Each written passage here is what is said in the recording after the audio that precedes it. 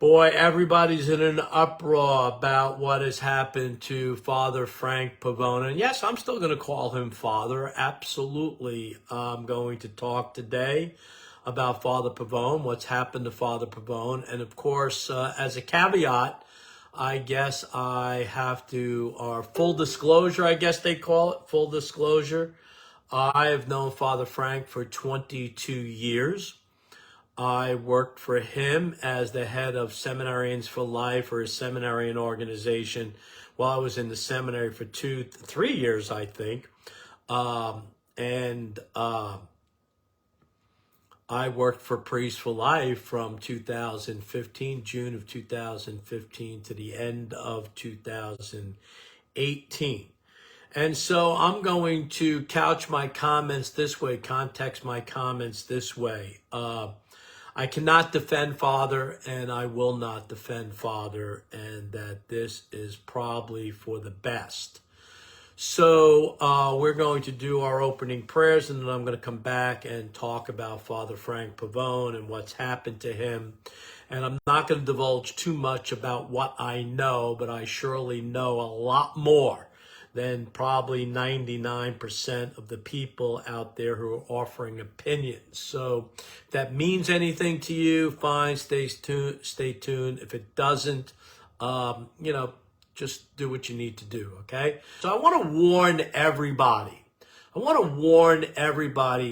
Be careful, because we don't know what we don't know. And that's a question you should ask. What do I know? What do I know and what don't I know about this particular situation? What do I really know about Father Frank? What do I really know about Priests for Life? What do I really know about how he conducts himself? What do I really know about his history? What do I know? Do I know what I see? What he tells me? What he shows me? His public persona, his standing up for the unborn. But what else? There's nothing else there. Is he honest? Is he an honest guy? Right? The point is that with public personas, we don't always know everything. And in this particular case, I think the overwhelming majority of the people know very little. I used to refer to, even before I worked for Priests for Life, and I've known Father Frank for 22 years, and I used to tell Father, you operate in a fortress that is impenetrable, I can't even pronounce it, right? That you cannot penetrate, okay? May it go. Okay, that nobody can penetrate. He's got gatekeepers, right? You can even a fellow priest, you can email him, and I had to self-text him, and it'd be a crapshoot whether he'd ever get back to you, right? And I used to talk to him about all that. So the point of that is that, you really only know what Father Frank wants you to know. Now, Janet Miranda knows. The people who work for him know, right? Brian Kemper knows. Father Dennis Wild knows. I know. Father Peter West knows. There are a lot of people that know what goes on in Priests for Life. He's had many, many employees over the years, and they know. All right? So that's really important, right? All right, second, I guess if you don't think, as a Catholic priest, that not having a domicile or faculties to celebrate Mass publicly and to do public ministry for like 7 years is not a big deal, well then okay, that's fine. All right, that's fine. But it is a big deal. It is a big deal. We're Catholic, and we all answer to somebody. We all answer to Jesus Christ, and we all answer to our lawful authority within the church. And none of us are lone rangers and can do what we want to do. Now, I want you to check out, Phil Lawler wrote an article, and I just saw it this morning in 2011, and I really think he hits the nail on the head. So check out Phil Lawler in Catholic Culture from 2011, and he really does, I think, in 2011, so he's done about 11 years ago, really unfolds a lot of what is happening now. Now, I will tell you that what happened does not surprise me. What does surprise me is it didn't happen a lot sooner, right? A lot sooner. And I am a little bit surprised about the way it came down, but at the same time, the whole honest and the whole truth, the whole truth, nothing but the truth, I don't think you're going to hear from the Father Frank side at all. I'm sorry. All right. I'm sorry. I know him long enough. I was involved in the organization long enough to know that there's always spin, that there's always a marketing, that there's always a rationalization. And I think the biggest problem I have, and I confronted Father Frank about this, is the unwillingness to say that I'm sorry, the unwillingness to say that I was wrong, the unwillingness to say, hey, you know what, maybe I could have done things better. And I had a conversation with him, and he got very, very angry at me. My brothers and sisters in Christ, the original sin, the worst sin in the Garden of Paradise, was not that Adam let Eve down or that Adam ate the fruit. The worst sin was that Adam, who was responsible for Eve, was responsible for the original sin, threw Eve under the bus and blamed God and Eve when he was confronted. And then Eve blamed the devil, right? Not taking responsibility for our actions, for our decisions, saying I'm sorry when apologies are warranted, I think is the essence of who we are, right? It's the essence of humility, right? Saying I'm sorry.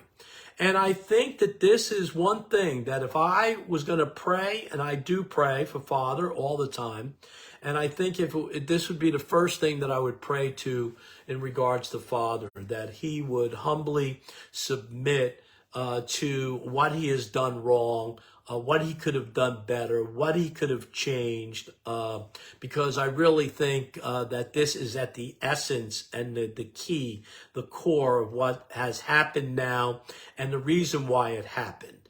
This was avoidable. It was avoidable. It's been going on for years and years and years, even going prior to 2016. Remember, Phil Lawler's article was in 2011, and I'm sad. Now, that being said, I'm going to make a prediction here. Father Frank's going to continue doing pro-life work and maybe do it more effectively than he did it before. He's not going to have the constraints of being a priest. He is probably going to resurrect Gospel of Life Ministries, put it at the head, the banner, the umbrella ministry under which all the other ministries exist. He'll be the chief operating officer of Gospel of Life Ministries. He may keep or not keep Priest for Life under it. I don't know. Father Dennis Wild is still there.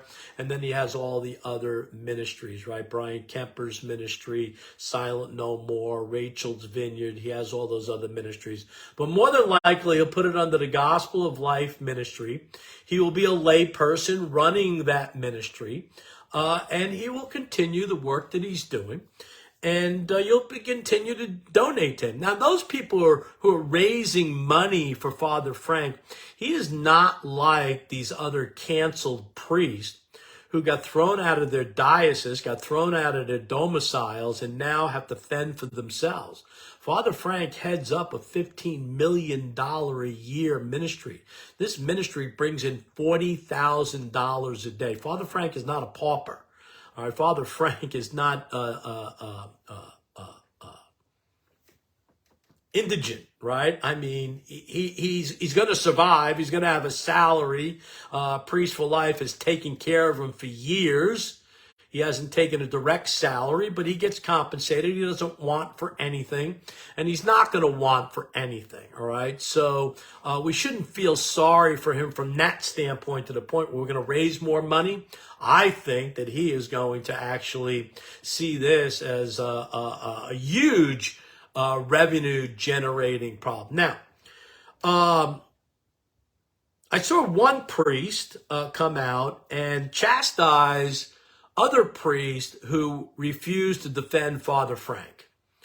And a lot of people who are chastising me for not defending Father Frank. Now, maybe this priest who says that these other priests, even modern priests, obedient priests, are jealous of Father Frank. I don't know how you could be jealous of Father Frank. Why? Because we want to head $15 million organizations. We want the celebrity that Father Frank has. I don't think any true priest would really want that type of celebrity after seeing what happened to Father Karapi, what's happened now to Father Pavone, Father Tom Eitenauer, and many other high-profile priests. I don't know who would want that.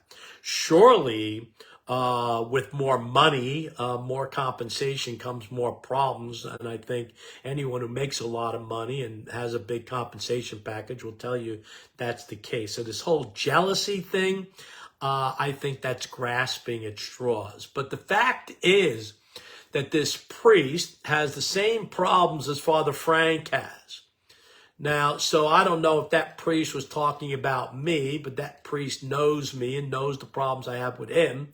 He knows me and he knows the problems I have with Father Frank, and they both have the same type of problems, right? So that doesn't surprise me.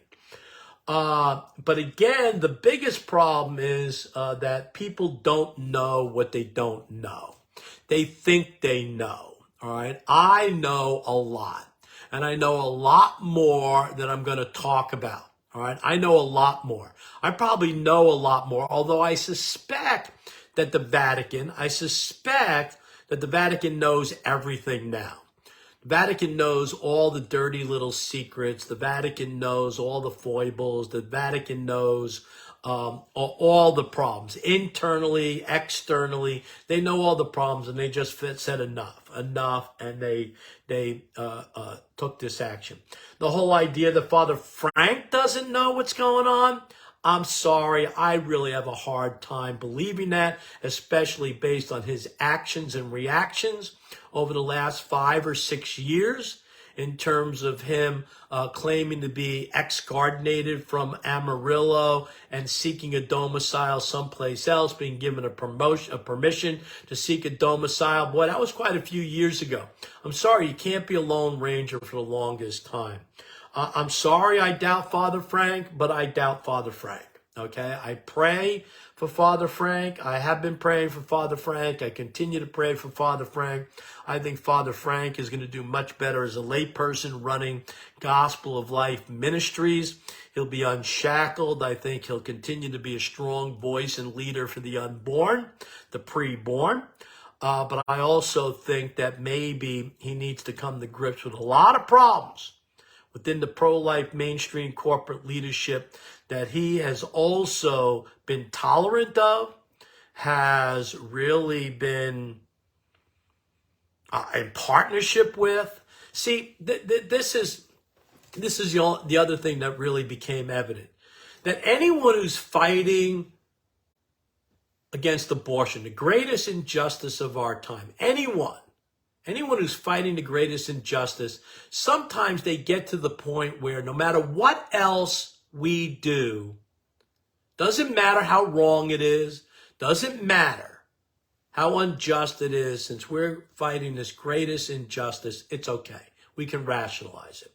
And surely it's very, very clear that people, right, who, because I'm fighting the greatest injustice, or Father Frank's fighting the great, we're going to overlook everything else. We're going to look at, he is my hero. He's standing up for the babies. He's standing up for the unborn. He's standing up against the mass murder. So I can't conceive that there's anything else possibly going on or that there's anything wrong. That is a problem.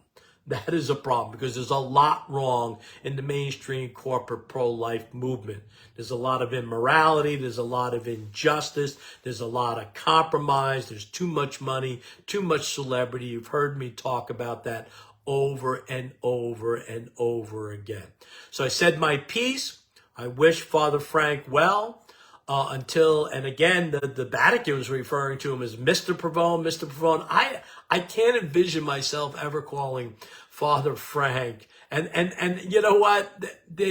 Father Dennis Wild, I used to call him Father all the time, Father, Father. He said, call me Dennis, call me Dennis. I have a hard time calling other priests by their first name, even when it's just the two of us, the Brotherhood of Priests, right?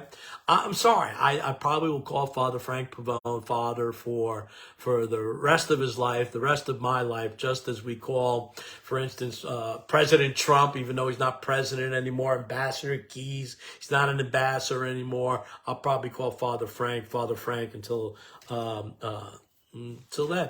But he'll do much better, I think, probably as a lay person. Again, he won't be restricted. He will have a lot more freedom. Will be able to say what he wants to say. He'll still have the same fundraising tools, the organizational tools.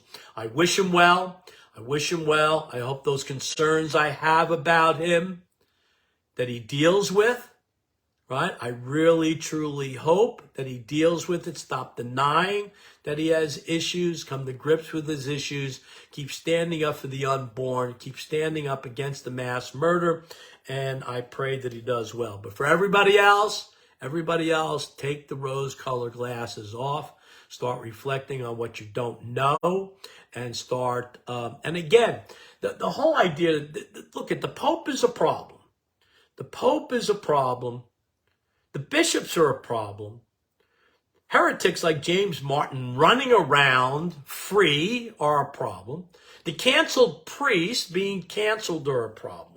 Those are all legitimate concerns, but they have nothing to do with this situation with Father Frank. Father Frank's situation is either just or not just. I believe, based on everything that I know, that this is right, just, moral, proper, good. It'll work out for Father Frank, all right? I think it's something that had to be done. It's a long time coming. But let's not put straw man arguments out there, all right, because of our personal biases, all right? Let's look at each case individually. All right.